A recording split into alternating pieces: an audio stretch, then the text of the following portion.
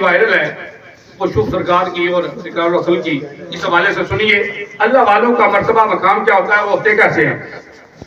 اب ایک یہ حدیث ہے امام بخاری نے روایت نقل کی ہے، آپ فرماتے ہیں کہ بنی اسرائیل کے 3 بندے تھے، وہ گھر سے نکلے، اب گھر سے نکلے اور جا رہے ہیں، کہیں سفر جاری ہے، اب جنگل میں گئے، بارش شروع ہو جاتی ہے، بارش کی وجہ سے انہوں نے ایک غار میں پناہ لی۔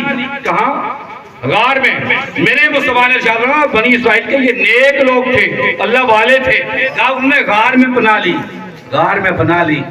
اب کیا ہوتا ہے کہ جو پہاڑی علاقے میں رہتے ہیں وہ پتہ انہیں کہ سلائیڈنگ ہوتی ہے، اب بارش ہوئی، سلائیڈنگ ہوئی، غار کے منہ کے اوپر آ کر ایک پتھر گرا، غار سے روشنی ہوا کا آنا بالکل بند ہو گیا۔ امام بخاری نے روایت نقل کی ہے، فرمایا غار کا منہ بند ہو گیا۔ اب منہ بند ہوا، 3 بندے ہیں، اب یہ موبائل دور نہیں تھا کہ کوئی کسی کو کال کرتا بتاتا ہم یہاں ہیں۔ ان تینوں نے سوچا کہ پیچھے کسی کو پتا نہیں، ہم 3 ہی ہیں، تو یقین یہی ہے کہ موت واقعہ ہوگی اور دوسرا بندہ کوئی نہیں۔ اب ان میں ایک سیانہ بندہ وہ کھڑا ہوتا، وہ کہتا ہے کہ یار آج جو نیک عمل کیا ہے، ایسی نیکی جو اللہ کی بارگاہ میں پیش کرے، کوئی ہے تو پیش کرتے ہیں۔ اب ان میں سے ایک شخص کھڑا ہوا، وہ کہنے لگا کہ یا اللہ میرے ہاں ایک مزدور تھا، یہ بات غور کیا سنیں، کہا مزدور تھا، وہ مزدوری کرنے لگا، میری اس کے ساتھ اجرت طے ہوئی، مگر جب مزدوری لینے کا وقت آیا کسی بات پہ وہ بندہ بگڑا اور چلا گیا، اس نے میری بات نہیں مانی، اور جب وہ چلا گیا تو میں نے اس کے پیسوں کو کیا کیا کہ اس سے ایک بکری لی۔ اب بکری آگے بڑھی، پھر زیادہ بکریاں ہوئیں، پھر میں نے گائے لے لی، گائے زیادہ بڑھی، پھر اونٹ لے لیے۔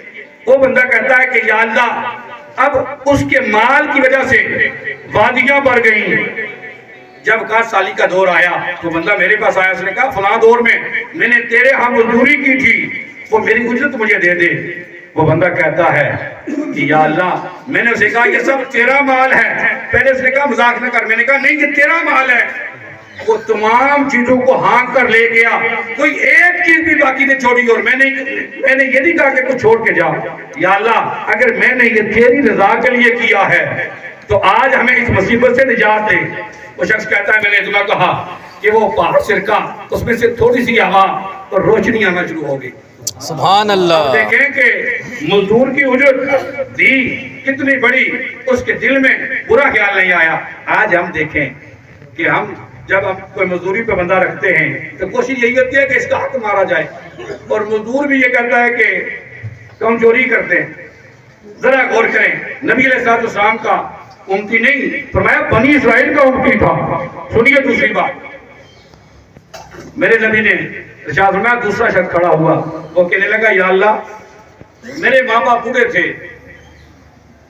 اور میں کیا کرتا کہ ہر روز بکریاں جنگل میں چرانے کے لیے لے جاتا، اور بکریاں جب چرا کر شام کو میں واپس آتا ان کو دودھ ہوتا، سب سے پہلے میرا معمول یہ تھا اپنے والدین کو دودھ دیتا، اس کے بعد بچوں کو دیتا۔ وہ شخص کہتا ہے میں معمول کے مطابق جب گھر میں آیا مجھے آتے ہوئے دیر ہو گئی، اب دیر کیا ہوئی کہ میں نے دودھ دویا، اپنے والدین کو پیش کرنا چاہا مگر وہ سو گئے۔ اب میری غیرت کو گوارا نہ ہوا کہ والدین کو جگاؤں، کہا ان کی نیند میں خلل آئے گا، اس وجہ سے میں دودھ لے کے کھڑا رہا۔ بچے بلک رہے تھے کہ ہمیں بھوک لگی ہے، مگر میں نے کہا نہیں، پہلے میں والدین میرے دودھ پیئیں گے، اس کے بعد اپنے بچوں کو دوں گا۔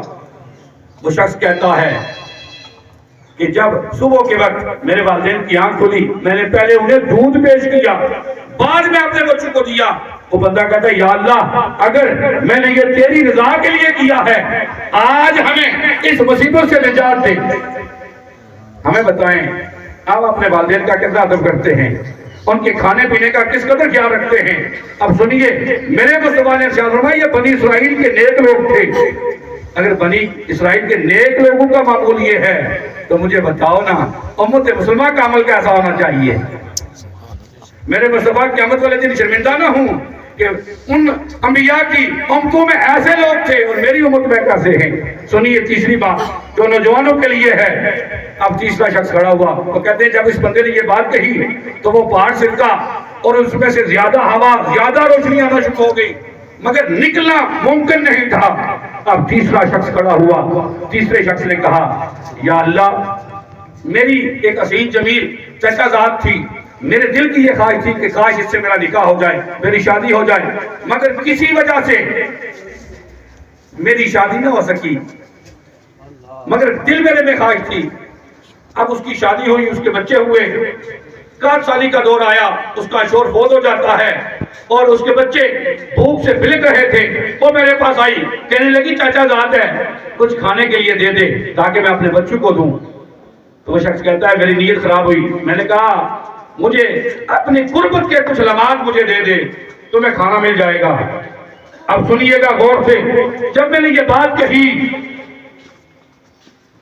تو پہلے تو وہ انکار ہوئی، مگر بچوں کی وجہ سے اس نے ہاں کر دی۔ جب پیسے طے ہوئے، قربت کا وقت قریب آیا، میں اس کے قریب گیا، اس کا جسم کانپ رہا تھا۔ میں نے پوچھا کیوں کانپ رہی ہے؟ ہمیں کوئی دیکھنے والا نہیں۔ اس نے کہا بندہ تو نہیں دیکھ رہا، رب تو دیکھ رہا ہے۔ سبحان اللہ۔ کہا جب اس نے یہ بات کی، میں اسے دور ہٹا، میں نے اسے وہ مال بھی دیا اور مال بھی دیا، میں نے اسے اللہ کی رضا کے لیے چھوڑ دیا۔ کہا یا اللہ، اگر میں نے یہ تیری رضا کے لیے کیا ہے، آج ہمیں اس مصیبت سے نجات دے۔ تو تیسرے بندے نے جب یہ بات کہی تو میرے مصطفیٰ فرماتے ہیں وہ پہاڑ سے رکا، وہ وہاں سے نکلے، اپنے گھروں کو چل پڑے۔ سبحان اللہ۔ مجھے یہ بتائیں، آج ہماری آنکھوں میں حیا ہے؟ آج ہماری مائیں بہنیں بد نگاہی سے، بد نظری سے پاک ہیں؟ اگر آج ہماری نگاہوں میں حیا نہیں ہے تو آج اس محفل میں آ کر یہ کہیں کہ آج کے بعد ہم کسی کی طرف غیر محرم کی جانب نہیں دیکھیں گے۔ اگر کسی کی جانب نہیں دیکھیں گے، آپ کے گھر میں محفوظ رہیں گی خواتین۔ اور مجھے یہ بتائیں کہ امت مسلمہ محفوظ کیسے رہے گی؟ میرے مصطفیٰ آپ پہ فخر کریں نا کہ یہ میرا امتی ہے، جس نے کبھی کسی غیر محرم کی جانب نہیں دیکھا۔ اللہ کی بات